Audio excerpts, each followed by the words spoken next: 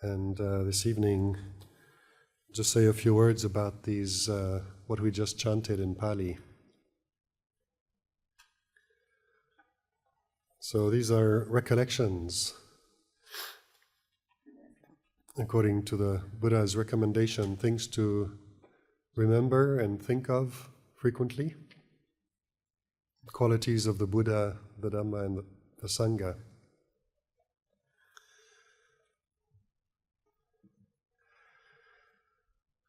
So these qualities of the Buddha, Bhutto, the knowing, which is so commonly used in Thailand as a meditation object. And I'm guessing maybe if a lot of you grew up in a Mahayana Chinese Buddhist tradition, maybe you've grown up hearing the mantra Aimitofo being used. And the reason this is such a good mantra is it doesn't just engage thinking when we use it, but also the meaning of the word Buddha, of the Buddha's name. So I apologize, I don't know what the meaning is for Amitofo, but Bhutto in Pali is the one who knows. And this is what Lompo, Sumedo, the Buddha himself, and all the teachers keep pointing to, this knowing. And I've been trying to kind of bring your attention back to that through the guided meditations today. So we can use techniques and we can use the teachings of the Buddha, this kind of wonderful toolbox of skillful means that he's left us. But always remember that the whole point of the Buddha's teaching is suffering and the end of suffering, and it is to be known. So this knowing is really a very important aspect of the teaching. So we can chant the praise of the Buddha, and if you read the English translation, which we might chant maybe tomorrow evening, it is very much praises of the qualities of the Buddha, Gautama, who lived 26 centuries ago. But these qualities are also just qualities of the knowing, of the enlightened mind, the mind that understands the Four Noble Truths, and that is free. So when the Lompo keeps hammering away at trusting awareness, trust the knowing, that's what he's pointing at.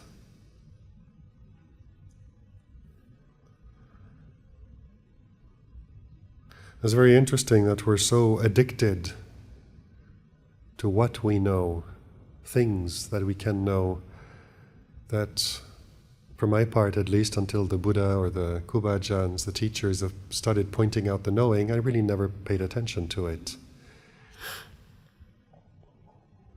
And we have a habit of sending the mind out towards objects that arise in consciousness, whether it's the body, whether it's sights, smells, sounds, smells, tastes, tactile sensations in the body, or the whole realm of the mind. Those other four aggregates of memory, perception, feelings, emotions, thoughts, moods. So our relationship to these things, to sankharas, are that they can be known. And this recollection of the Buddha, recollecting the qualities of the Buddha, is really coming back and looking at what happens when we come back to the knowing. What is it?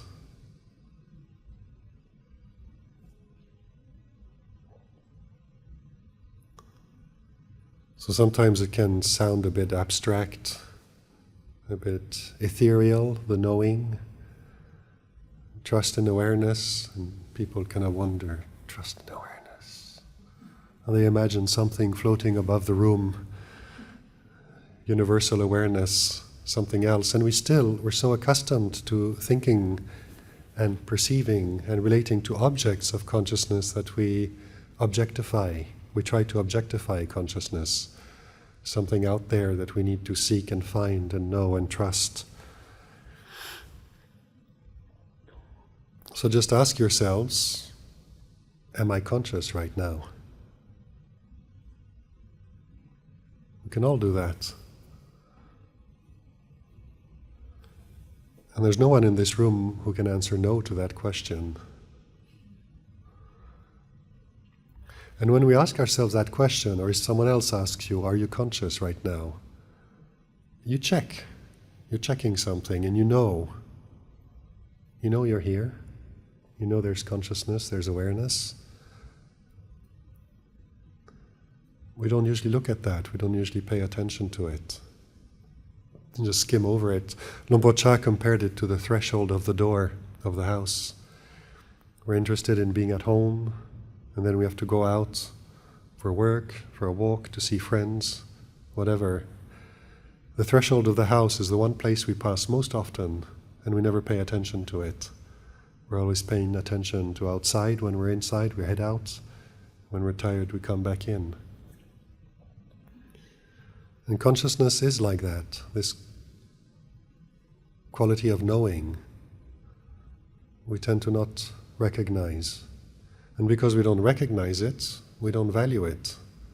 We don't realize what it is, what its worth is. So recollecting the qualities of the Buddha and starting to come and investigate this ability we have, every one of us has, to know our experience.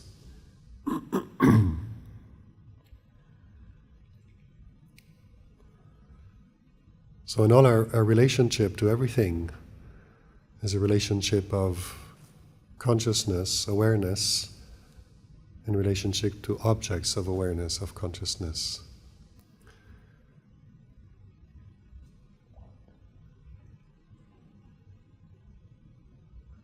So this consciousness itself is not an object. It's like this hand. I can hold on to the microphone, adjust it, pick up the cup, the clock. So the hand has the ability to pick up things, to seize objects and hold them, but I can't hold my own hand. And Luang Por, he uses the image of the eye. The eye can see images, but it doesn't see itself. And yet we know the eye is there because it's seeing.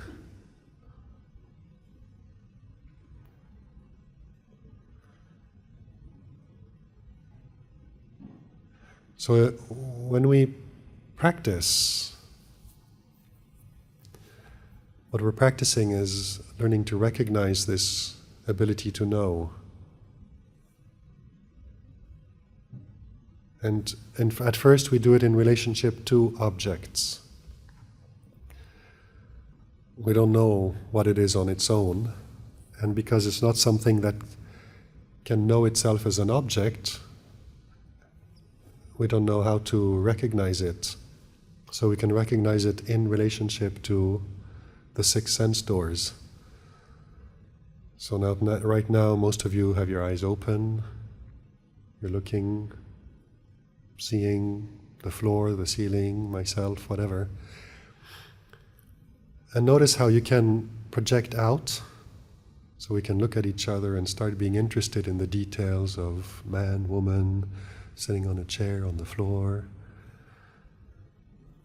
eyes open, closed, whatever. And then we're interested in what's happening out there. Or we can also sit here and notice that seeing is like this. This is what the experience of seeing is from these eyes. They're sensitive to light. And just stay with that for a sec. And when you do that, you're not paying attention to all the details of what's in the field of vision anymore. You're noticing seeing.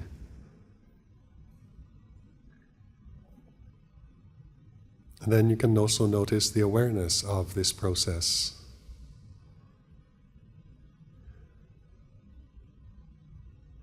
So in the Buddha's description, there's always any kind of contact through any of the 6 sense doors always arises with an object, an organ that does the perceiving, and this consciousness. So in the five aggregates, oftentimes people say, yeah, but the 5th aggregate, that's confusing.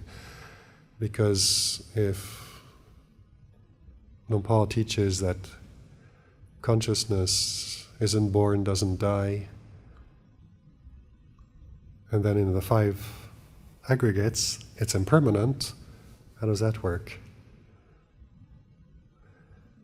And it's a valid question because vocabulary words sort of are limited and they can lend to confusion. But in this case of the 5 aggregates, sense consciousness is the way we experience consciousness through the senses. So consciousness itself is present, and yet the way we experience it through seeing, the organ is impermanent and the objects are impermanent. If we turn off all the lights in Singapore on a new moon, it'll just be pitch dark and there's no seeing. There's no light. Even if the eyes are wide open, you can wave your hand in front of your face and you don't see anything. So the objects are impermanent, the organ can be impermanent. We experience that when we put on people who are blind, don't see anymore. When you pass out, the eyes usually don't register images. Sometimes you have a blackout, you're still aware. You're aware, I don't know if this has happened to any of you, when you feel you're blacking out. You don't necessarily pass out, but there's a moment there and the vision just goes for a sec. It's just a black field.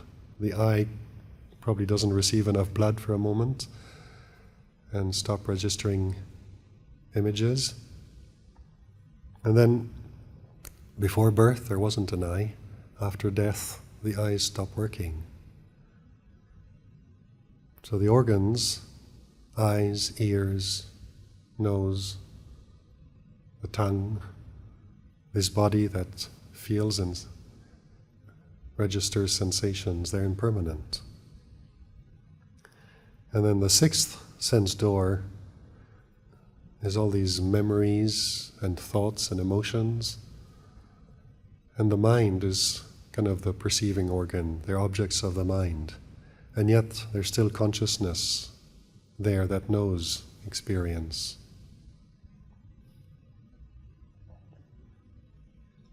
So it's interesting to investigate this in terms of just sitting here and watching the breath, using the breath as a tool. So when we don't intend to practice at all, we can just sit here and spend an hour looking at everyone in the room, daydreaming. But when we mean to practice, we use an object of meditation to help bring that attention that tends to scatter all over the place. Start collecting it. When it goes out there, we bring it back. It goes out here, we bring it back. So really literally collecting ourselves.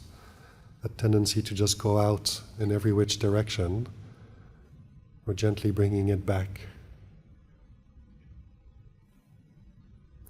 And we use the object of meditation as the reference point to which we bring this back. And so our relationship to the breath now is one of knowing the breath.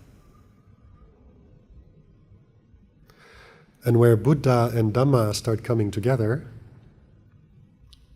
what we chanted just now, the Buddha is well expounded by the Blessed One. It's present here and now, timeless. This is what we're coming back to. We're coming back to here and now. So the knowing can only be here and now. There is no other knowing than here and now. And the breath is happening here and now. So we're really bringing things back right here. And the reason it's timeless is because when we meditate like this, we don't remember the previous breath sensations. When we're coming back to here and now, we're just knowing the ones that are here and now. And anything we remember, that's not the past, it's just a memory arising in the present. out of those memories, in our minds, we create something that we like to call the past and decide it's real. Yet all the past that we believe in is made up of memories arising in the present moment. They arise and they cease. And we can just let them cease, or we can feed them and obsess about them. But that's all happening here and now.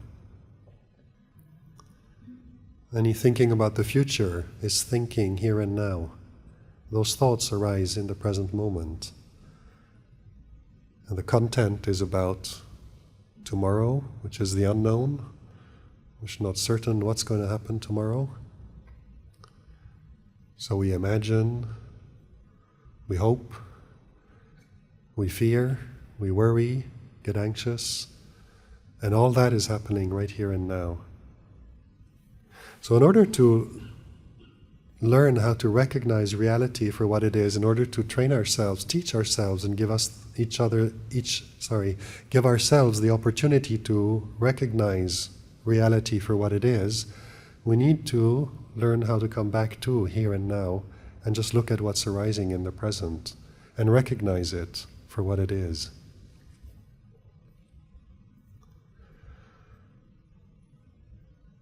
So that if you think of the Dhamma apparent here and now, it couldn't be apparent anywhere else. It can't be apparent in the past. We create the past out of memories in the present. Sometimes we think, oh, I'm just an ordinary person.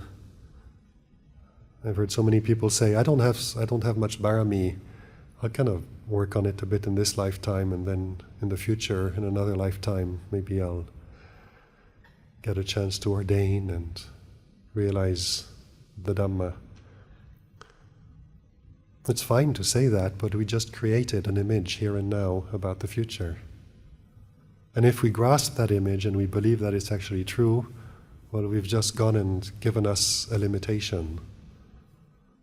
And we won't be able to transcend it until we realize this is just something we created out of thinking, out of memories, out of notions that we have. The reality of Dhamma is that it is apparent here and now. And there's this very beautiful phrase that you find in the suttas when the Buddha is talking about one of the disciples who realizes Dhamma. He always says he realized the Dhamma and was liberated here and now. He never says there and then. It's always here and now. It's a very beautiful reminder. So we need to use these qualities of the Buddha and the Dhamma that the Buddha gave us to reflect on, to help remind ourselves. Because it's so easy to say, lay life is so busy, there's no way I'm going to realize the Dhamma in this lifetime, another one. And if we don't examine that statement, I can do that as a monk as well. I can say, this time around I ordained a bit late, I was already 31 years old, and now I'm looking after Lumpur, so I'm very busy, I don't have time to meditate. And if everybody's wishes come true, that Lumpur lives until 120, I'll be 81. And I go, okay, I spent this lifetime looking after Lumpur, I can kind of realize the Dhamma next lifetime. And this is not to say that this is true or false. It's a creation in the mind. That's the reality of that thought. This is the nature of thinking. We're able to think everything and anything at all. Hitler thought that Jews were to be exterminated, and look at where that led. People think that there's a conspiracy theory about lizard people that come from space, and they've kind of mingled with the powerful of the earth. And so basically the lizard people control humanity. We can say it, we can think it, and some people even believe it. So thinking can really produce anything at all. And thinking also produced these teachings that the Buddha gave us. So there's thinking that is in accordance with reality, and then there's thinking that is just delusion. It's just fabrications, and it has absolutely no basis in reality, or some, but not all. So when we contemplate these qualities of knowing and knowing reality here and now, that is timeless,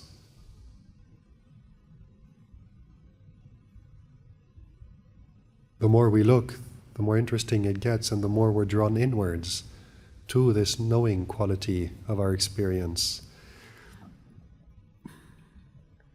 Opanaiko sometimes is translated as leading onwards or leading inwards, which is really the same thing. It's leading onwards in the practice, or inwards in terms of coming back to this knowing here.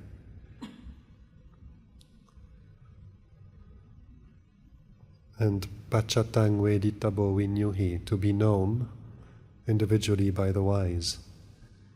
So don't go and imagine that you're not wise and other people are wise and they can know the Dhamma. The Buddha is telling us we can all know for ourselves. And understanding reality for what it is what wisdom is about.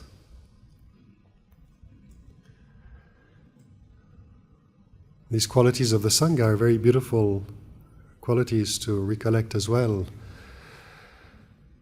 because we can imagine them to be just the Arya Puggala of the time of the Buddha and those that are still alive today, that have practiced well, that have practiced directly, that have practiced insightfully, that have practiced with integrity, and they are worthy of offerings, they are worthy of respect, worthy of invitation, and they are a field of merit for the world. It is true. But the whole Buddha's teaching is about bringing it back home. So how do we bring that back home? Practicing directly, practicing insightfully here. We can do it. We have the ability to do this. Using the Buddha's teachings to guide us towards this Dhamma that is timeless. Developing insight into that. Coming directly to the knowing here and now of the way it is. And then you start respecting that in the heart. It's not self. You can't create a sense of self out of insight. When insight arises, it's just a realization. Afterwards you can think about it, put words to it, and get attached to the words. But that which knows is not the same as that which is going to think about it and talk about it.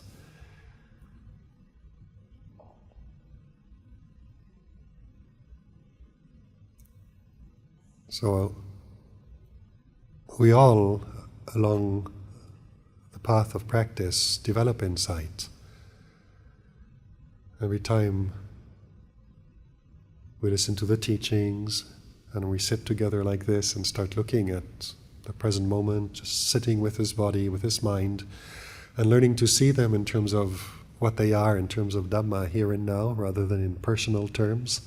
Every time we do that, and that we gain some understanding in this, in the process of how we do take these things personally, and then create a sense of personality out of it, and then when we see that, we see how not to do that, how to let bodies just be bodies.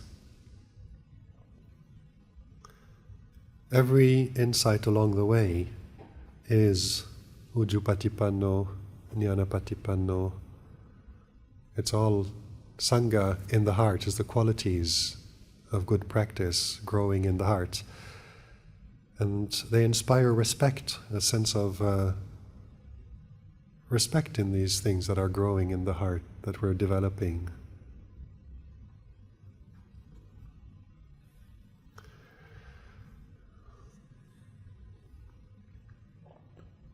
I'd never heard anybody speak about the three refuges like that until I started spending more time with Luang Por Sumedho, because most of the time I've heard about qualities of the Buddha. The Buddha is that person who lived 25 centuries ago. And the Dhamma is this thing that they have realized. Sangha was these amazing monks that we get to go on a trip and go and pay respects to and listen to their Dhamma. And it does nourish faith, it does establish faith in the heart, and these beings are amazing. But as long as we don't learn how to bring all of that back in here, we're not practicing yet. We're just developing faith, but not wisdom.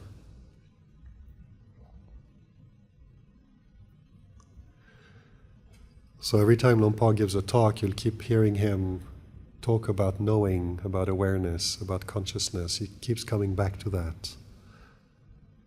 Because that ultimately is the only refuge.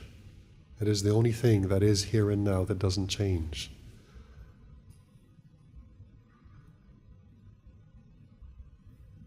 And we need to keep being reminded of this, because our habit is probably the reason we keep being reborn again and again in this samsaric realm, is because we haven't understood this yet.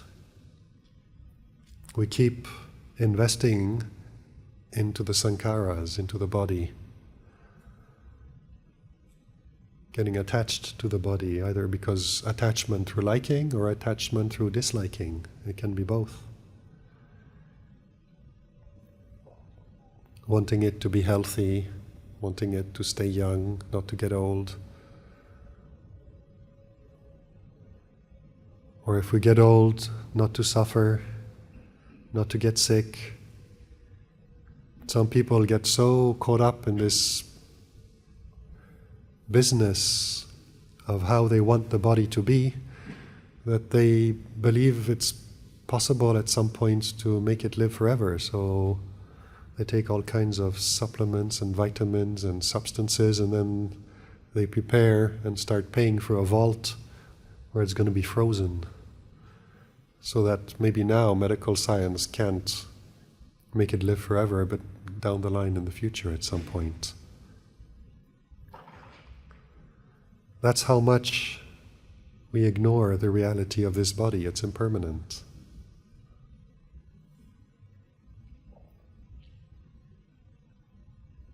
So when we keep out of habit attaching to this body, we're always going out from what Luang Por Chah calls our real home, which is this knowing, and we're going out into the world of experience through the body and through the mind, wanting the body to be a certain way, getting lost in it when it's pleasant, panicking when it's unpleasant, and frantically trying to scramble out of it, out of the experiences that arise. Not to mention memories and thoughts and moods. So our habit out of ignorance is to relate to all these things as in terms of me. And either it is me, I'm like this, or I don't want to be like that. And so we relate to things through kama tanha, like in terms of sense desires, I want pleasure, pleasurable experiences, or in terms of bhava tanha, I want to be a good monk, I want to be a good practitioner, I want to be a good person. When I was my first couple of years as a monk, my sisters asked me if I could write them letters just to let them know what was going on. And I didn't really see myself writing letters that often, but what I started doing is taking a blank notebook, and whenever it took me, I'd start writing something. And usually, after about a year and a half, the thing was full and I'd send it to them. And thinking back on what I wrote in those books, I was very inspired, but I was writing things because I was still looking at the practice from a point of view of self.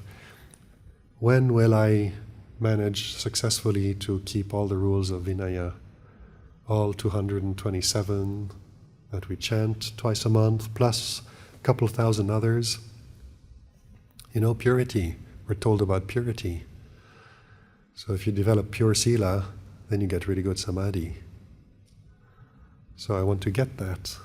And then I want the samadhi. And you read these suttas, and the Buddha describes these fantastic paths that lead to complete enlightenment, and how you develop temporary concentration, and then access concentration.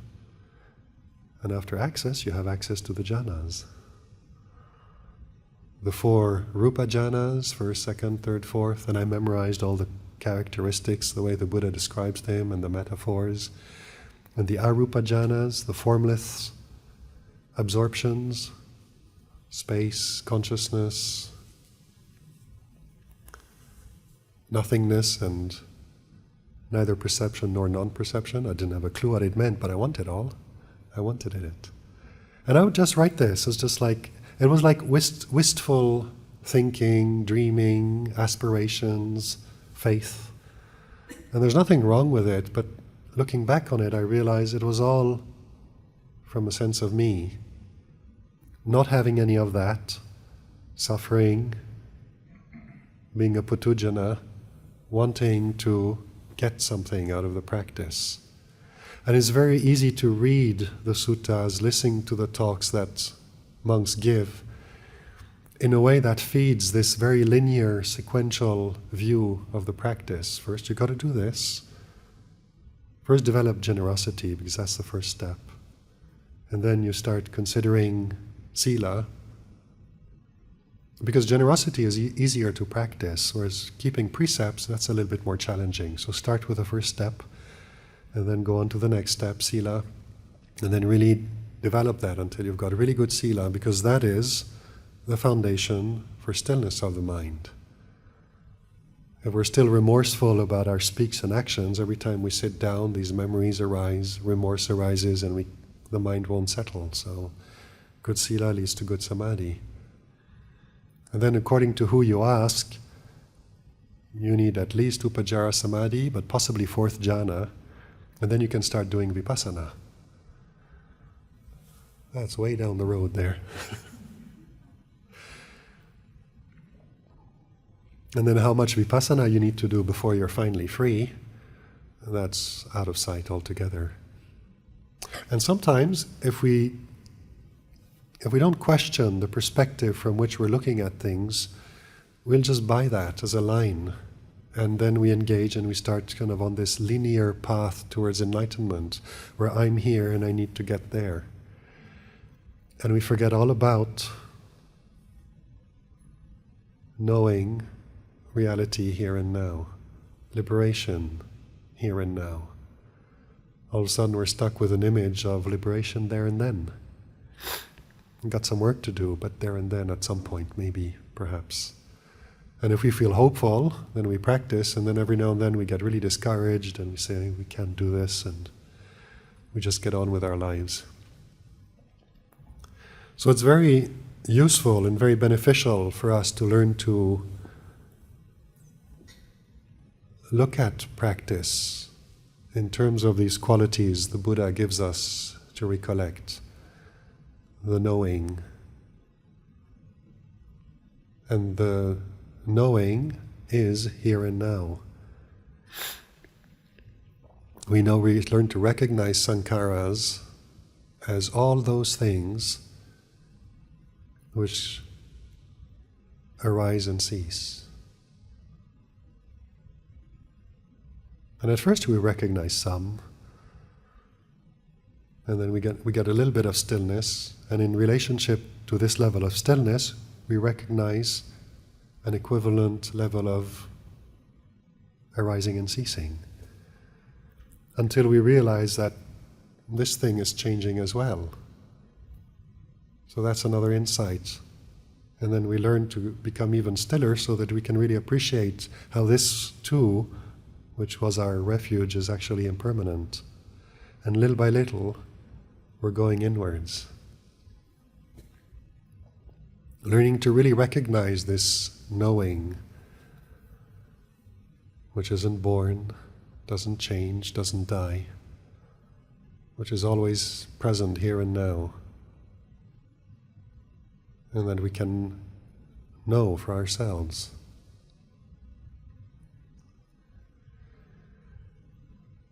And if we keep coming back to this knowing this reality here and now, then it gives us a very different perspective on this path of developing generosity. Because we start recognizing what generosity does to the heart here and now. Maybe it bears fruits down the line as well,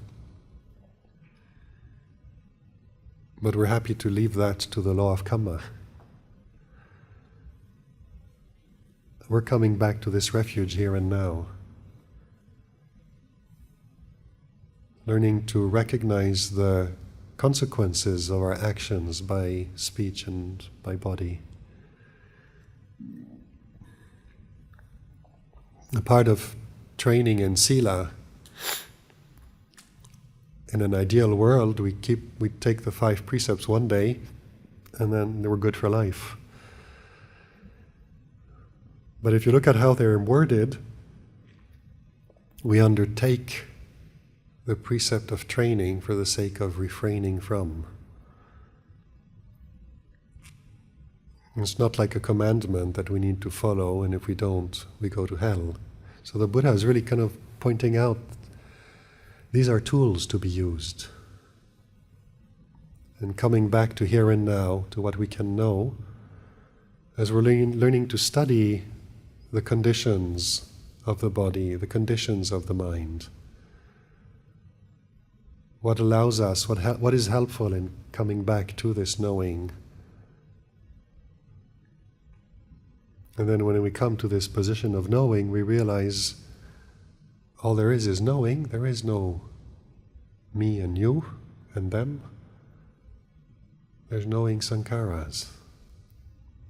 And the sankharas, like Luang Por was saying this morning, the sankharas might differ. These bodies are male or female, the sensations in the bodies are different. The memories you have and the memories I have are what we can attach to and say, this is me, my biography, my story. Or we can just say, this is just memories. Allow them just to be what they are. They are memories. We're not kind of denying that, but that's all they are. They're just memories. And there's the knowing of these memories. And as you let these go, you realize we all have these in common. We all have memories. We all have pleasant ones that we like to indulge in. We all have painful ones that we'd like to avoid.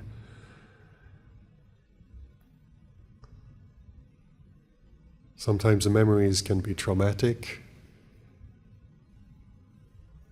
and the emotional reaction is so strong that we don't yet know how to let go of them, how to allow them to be just what they are. And the same with thinking. We can all think. The higher level of education you have, the more you've trained and practiced and learned how to think efficiently. Luang Por Chah used to say that if you have a bachelor's degree in university, you have a bachelor's degree in suffering.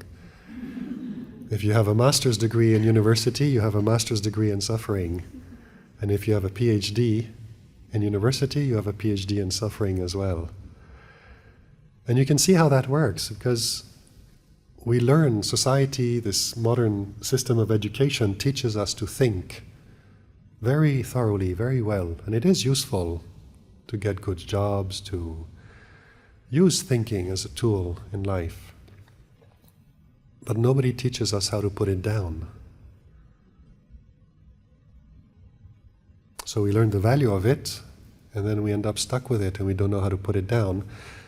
And when we start thinking about the future, which is uncertain, and we worry, then we don't know how to stop worrying.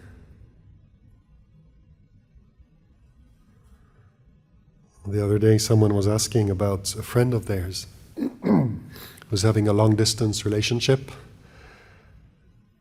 and this girl can't sleep at night, because she worries so much, she's anxious, so she can't sleep and it's affecting her health. That's the result of thinking,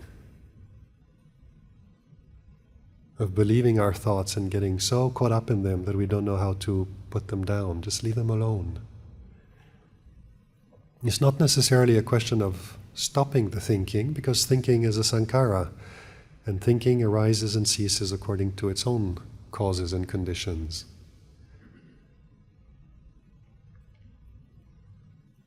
But we're addicted to thinking, we're addicted to remembering, we're addicted to the objects of sense contact. Next time you go on holiday and you're somewhere beautiful, driving in the car along a beautiful scenery, enjoy your holiday, but out of the corner of your mind, keep an eye on what's happening in the mind. And you can spend a whole day sitting in a car, just stopping for food, for drinks, use the bathroom. Basically, you're not doing anything at all day. You're just sitting there, looking out the window. By the time you stop and it's evening time, you're absolutely knackered, completely exhausted from doing nothing at all. Until you realize what's happening is that we're consuming all these sights. I was watching that last summer with Luang Por. We spent the summer retreat period in New Hampshire. And some friends came to visit, and we organized a day out to drive up to this northern area of New Hampshire at the time of the New England summer, the New England autumn, that they call sometimes Indian summer, or around that period, where all the leaves of the trees turn this spectacular tones of orange and red and yellow, a lot of sugar maple, and it's absolutely stunning. And Luang Por, there's someone driving the car. Luang Por was sitting in front, so he had a good view of the road along which we were driving. And I was sitting on one side in the back. And you may have noticed I'm quite tall. So sitting in most cars, when I'm sitting straight, my eyesight is level with the top of the window, or pretty close. So I look out the window, I see tree trunks and the road. And this is a kind of a once-in-a-lifetime experience. It's like New England autumn. So I keep kind of bending down like that to get a view of the trees outside, and after a while my back aches and my neck aches, so I kind of sit up again, but I feel I'm missing out on stuff.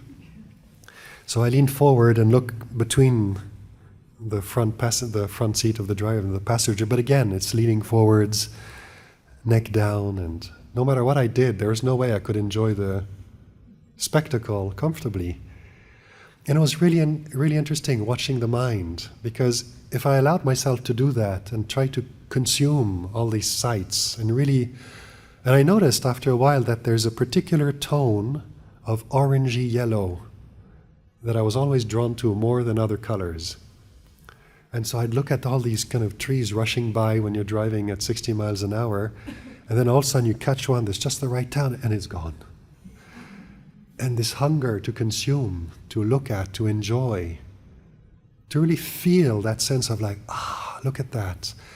It becomes a hunger, and trying to feed that hunger is absolutely exhausting. And so I allowed myself to do it for a bit, just to be able to watch what happens when I do follow this desire, when I'm really, and just watching that process of sort of coming back here and now, connecting with this knowing that seeing is like this,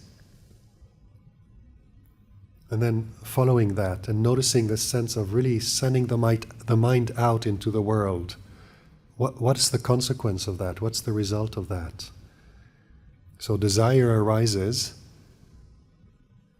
and we want to gratify desire, and in order to gratify desire, got to keep looking for more, looking for the next orange tree, or stopping somewhere, taking photos, and then the photos never look like the real thing. And it's basically a program of disappointment. Even if desire is satisfied for one bit, it arises again right away, and then that one needs to be satisfied. Before you know it, you've left the valley and those beautiful yellow orangey trees are no more, and it's just the drab red ones and yellow ones, and still very beautiful, but they're not the same as down that road. And I did that several times during that day, driving up this valley and back down, just allowing myself to follow desire and try to kind of consume that and see how happy I could actually make myself by seeing those beautiful colored trees. And then coming back, sitting, and just noticing the knowing. What does that feel like? And I could still sometimes just lean forwards and allow that kind of the beautiful trees to be within the field of vision, but coming back to the knowing. And it's a very interesting experience because you're not satisfied. You don't get that satisfaction of getting a hit out of every tree that passes that's the right color that makes you happy. But what you're coming back to is much more peaceful than that. It's not excited by the happiness. You can still see the trees and they're still pleasant to see. But the tree passes and the pleasant feeling from seeing that tree passes as well. And because at that time the business is not to kind of grasp desire and gratify it, we're willing to let desire come and go, let sights come and go, let pleasure come and go from this refuge of knowing. And it's a real relief, because it's absolutely exhausting, satisfying desire. Whereas coming back to this, you're relinquishing desire. Doesn't mean you get rid of it. You're relinquishing sights, beautiful sights. Doesn't mean you get rid of them, you still see them. So sight is still happening. Pleasure still arises. But all of a sudden we're not coming from a place of desire anymore. We're coming back to the knowing. And inevitably, it's impermanent. That's the nature of the trip. That's the nature of the colors in the autumn. And from that position of knowing, there's a natural acceptance that what arises and ceases in the field of knowing, in consciousness, is impermanent. This is the position from where we can recognize that.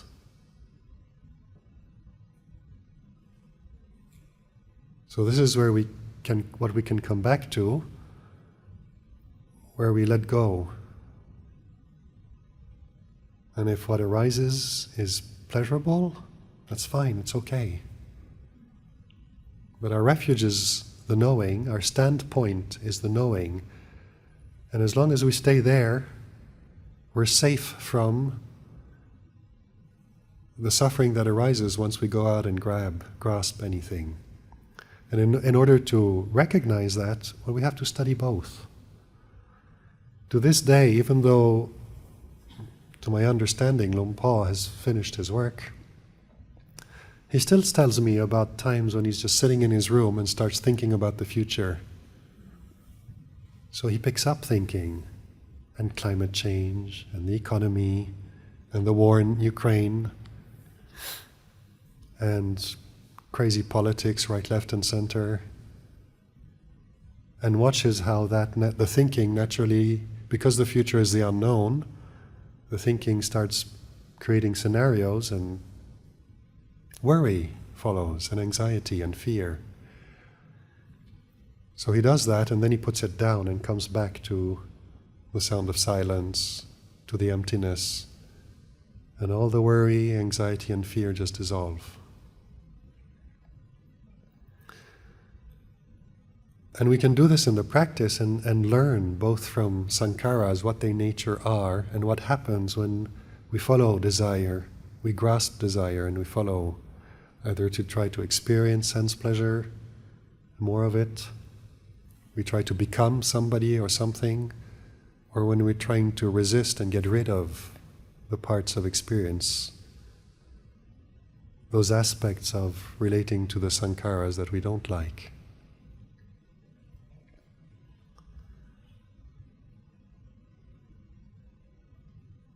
So using these recollections, it helps remind us what we're coming back to, this knowing.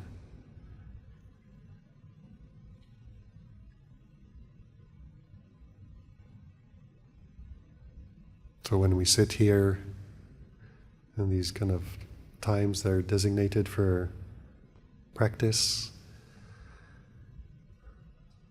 we're coming back to knowing the breath. The breath is here and now. The knowing is here and now.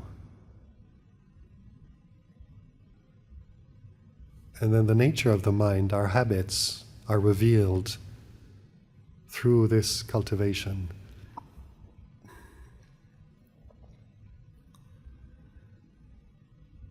We decide for a moment to bring the mind, the attention back to the breath, and it goes off. We bring it back, it goes off again. You start learning about the restless nature of the mind. If it keeps going off to the same thing time and again, well, you can take a bit of time and start looking at that. Why does it always go after this thing all the time? And looking at it in terms of the Four Noble Truths, in terms of what form of desire arises that I'm following. So if we're daydreaming, thinking about pleasant stuff, that's part of kama tanha, sense desire. We've experienced something pleasant through the senses in the past, now we have this memory, and we keep bringing up the memory of former sense desire. And then we think about the future and we think we'd like to experience that again in the future. And we can spend a lot of time doing that, sitting right here.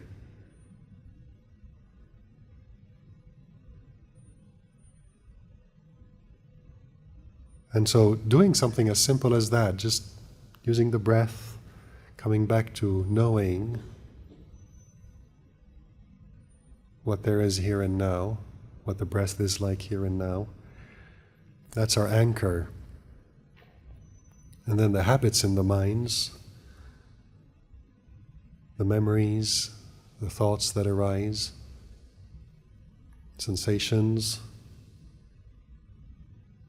whatever arises through the 5 sense doors, eyes, ears,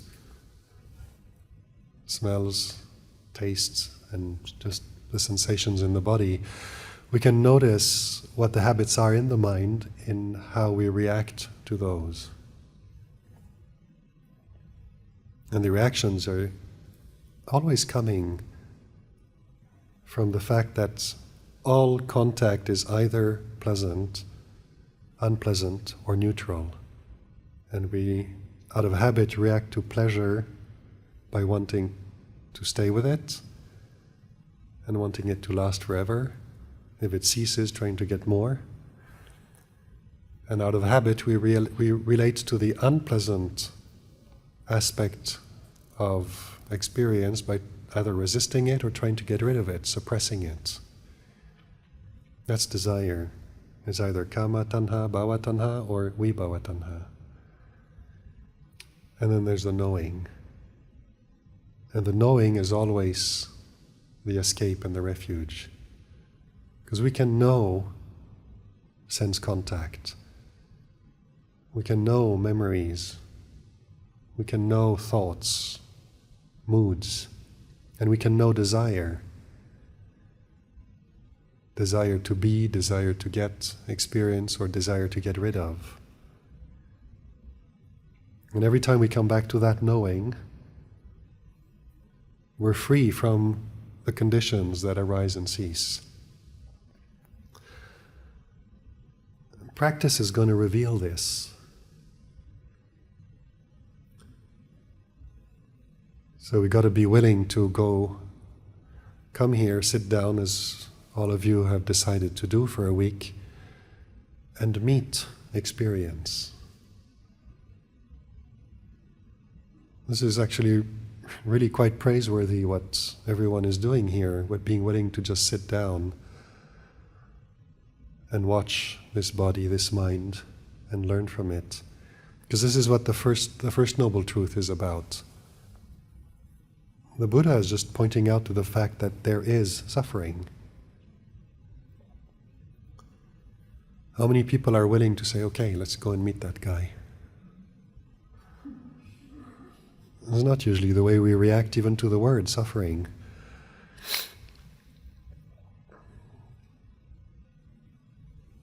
So being willing to sit down and open up,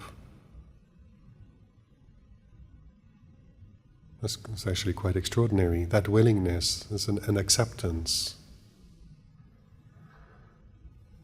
Trust that. Because where that's coming from is also this intuitive sense of knowing. It's very difficult to convince someone rationally to go out and meet suffering. But then where wisdom arises is not in thinking. The real wisdom arises in the heart, in the knowing. And because this knowing is a refuge,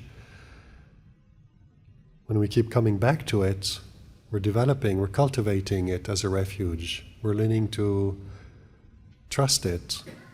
Like when we meet someone new, first we don't know them, and we're polite and we spend a little time of it, talk a little bit with them. If it's nice enough, thank you very much, well, I don't mind seeing that person another day again. And then the more time we spend with them, the safer we feel with them, because they never say or do anything that feels threatening to us. So we really enjoy being around that person.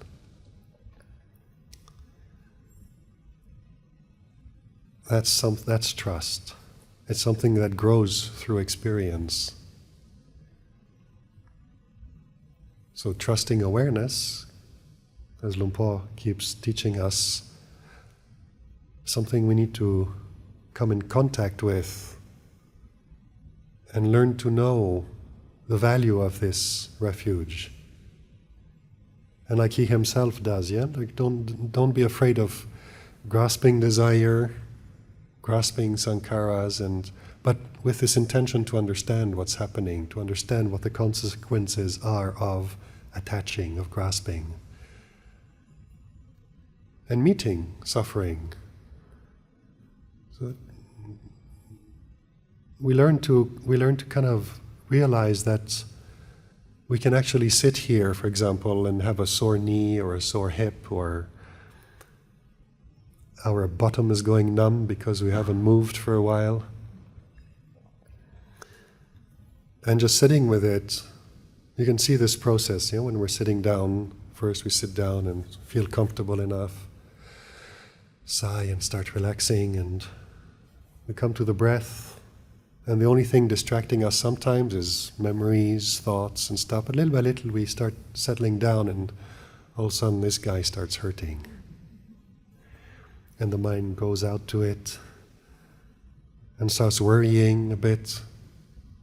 Is it just going to stay like that, or is it going to get more and more? Because if I have to do another 45 minutes, I'm never going to get there. This is going to be... We're not anywhere. It's just a light pain in the knee. But we've gone and grasped it and started thinking about the future, and all of a sudden we're imagining 45 minutes down the line is going to be excruciating. And we start panicking, and we need to change postures. And actually all we felt was a bit of discomfort in the knee.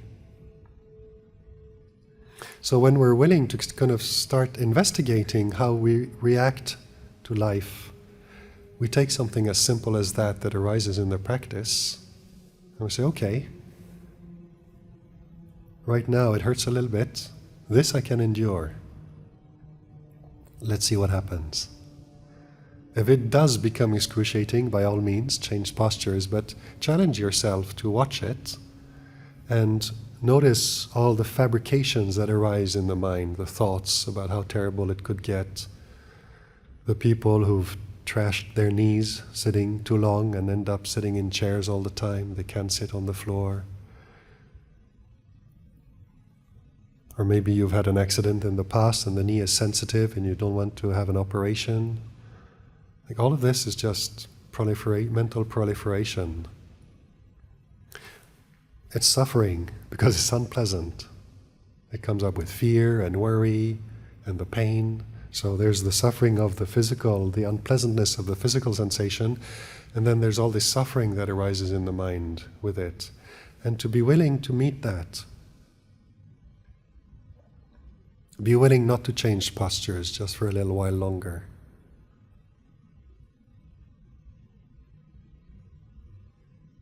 For the sake of just watching what happens, for knowing, understanding the body, where does this actually lead? What is the nature of a pain in the knee? And also, and more importantly, what is going on in the mind? Why was I able to stay so comfortably with the sensations of the breath until this pain in the knee started? And now I can barely watch one in-breath or one in-breath and I'm back on the knee. This sense of coming back to here and now and being with the breath sometimes comes with a sensation of really being centered here.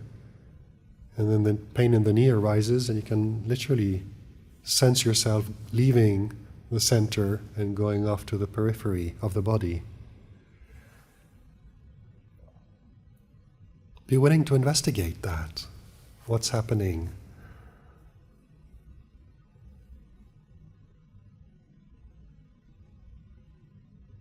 Do we have the patience to just be with it?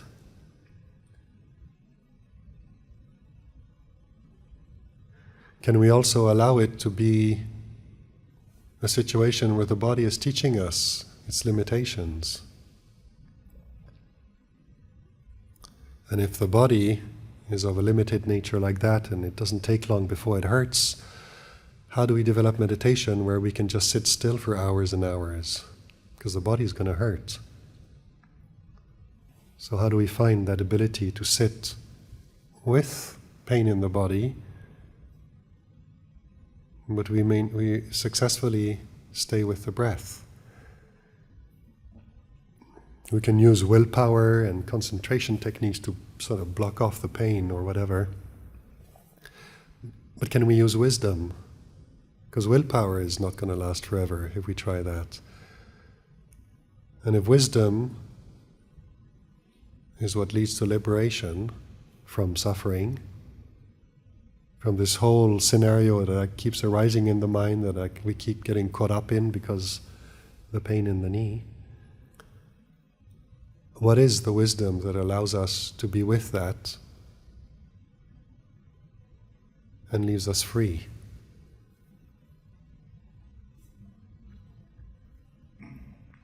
And that's when you start using all these tools that the Buddha gave us, starting with the knowing being a refuge, where you can just keep coming back to knowing the breath, knowing pain. But the knowing doesn't breathe, the body breathes. The knowing knows the sensations of the breath. And then when pain arises in the body, we're able to know pain. The knowing doesn't hurt, the knowing knows the pain. And the worry, if we think about it and fear what happens if we stay much longer, we can know thinking and worrying is like this. And the knowing doesn't think, the knowing does not worry, does not become anxious. The knowing isn't afraid. All of these things arise and cease in consciousness, and the relation to them is knowing them as things that arise and cease, as sankharas.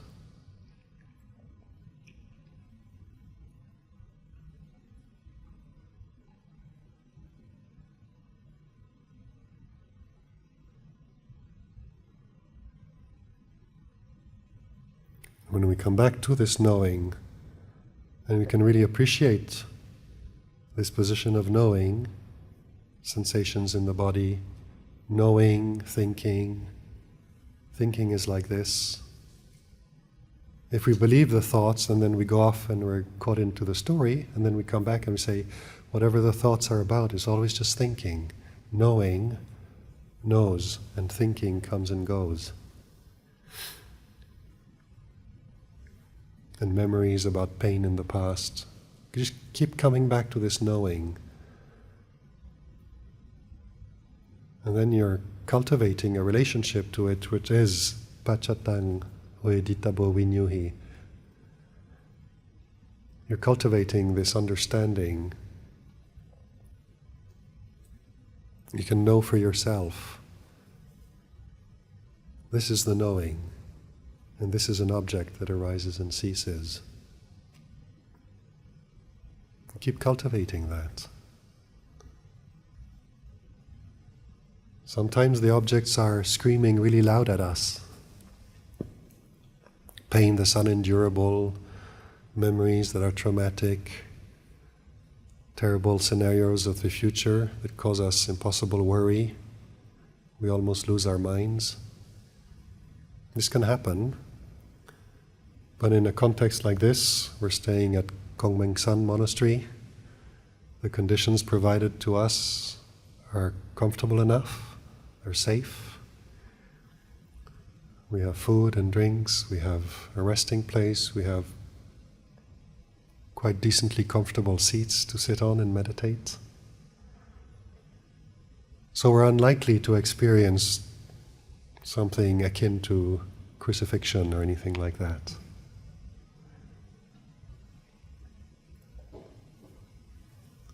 So we can train with the little things. And sort of challenge yourself in the meditation. And when you're sitting, when you're walking, challenge yourself to stick with it, with a knowing or with the object of meditation, and try to stay with that. And when I don't think there are mosquitoes in this room, but sometimes it feels like there's a mosquito landing on your cheek or on your arm or something. Don't open your eyes, don't check. Even if it is one, no big deal, but most likely is not, and just watch the mind with your eyes closed, wondering whether it is a real mosquito or not. And notice the desire to go and scratch the itch, relieve the tickle. Don't do it. Resist that. Just stay breathing in, breathing out, and you'll find yourself kind of holding on to the breath a little bit tighter because there's a challenge now. But just stay with that. And what you're trying to do is just trying to develop this freedom from the urge to go and look, scratch, itch, whatever it is, which is the conditioned response to something that's a little bit unpleasant, is get rid of it.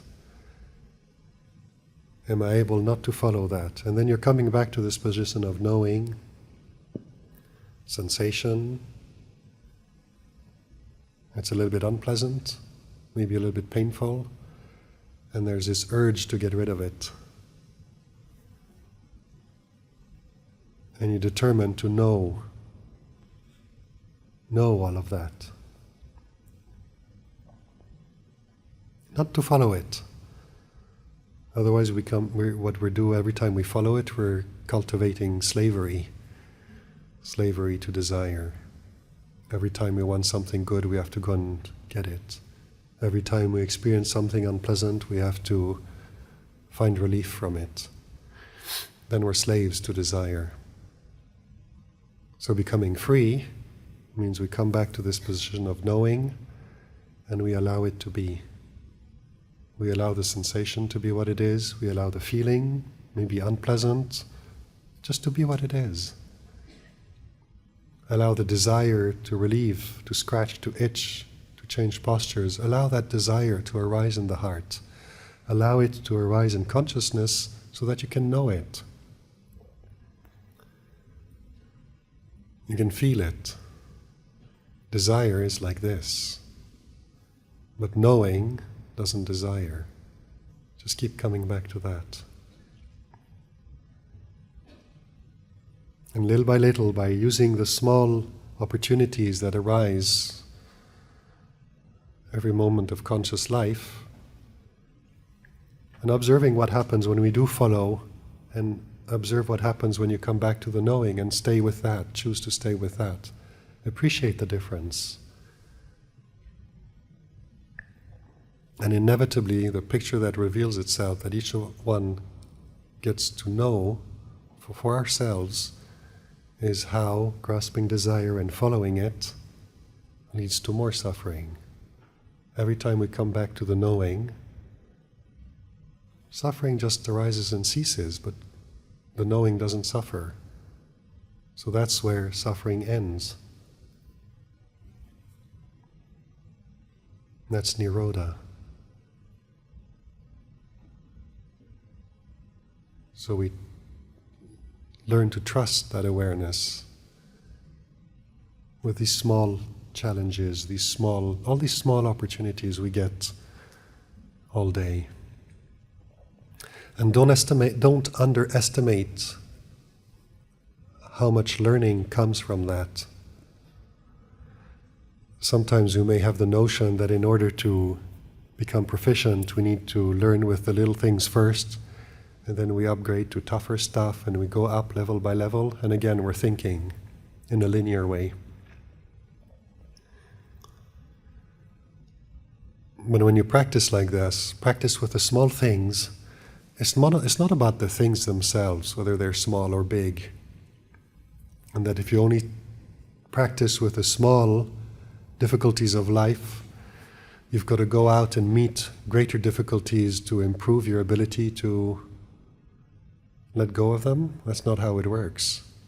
Because even with the small things, what we are practicing is recognizing it, coming back to the knowing. We're practicing that, letting go and coming back here, and learning to trust this. This grows, the ability to recognize and let go of things, the ability to trust the knowing. And then you'll be surprised when a bigger challenge comes around that you were not expecting, and you know how to recognize, let go, and come back to the knowing.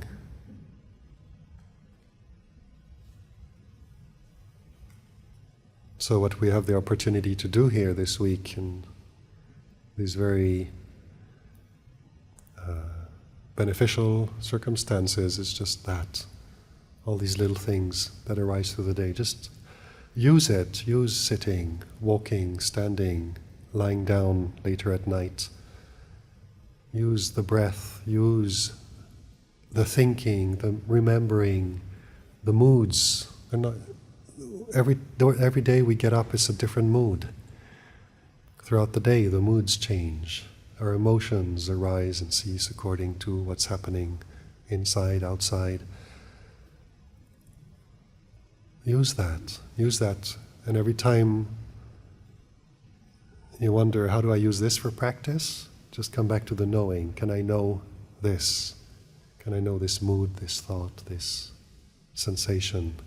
Can I know the body being like this? And keep coming back to the knowing. And then when Luang Por says, trust the knowing, then you know what he's talking about. You're learning that, you're teaching yourself. So I think I'll stop here for this evening. I hope this serves as a beneficial encouragement. So maybe we can just pay respects to the Triple Gem together.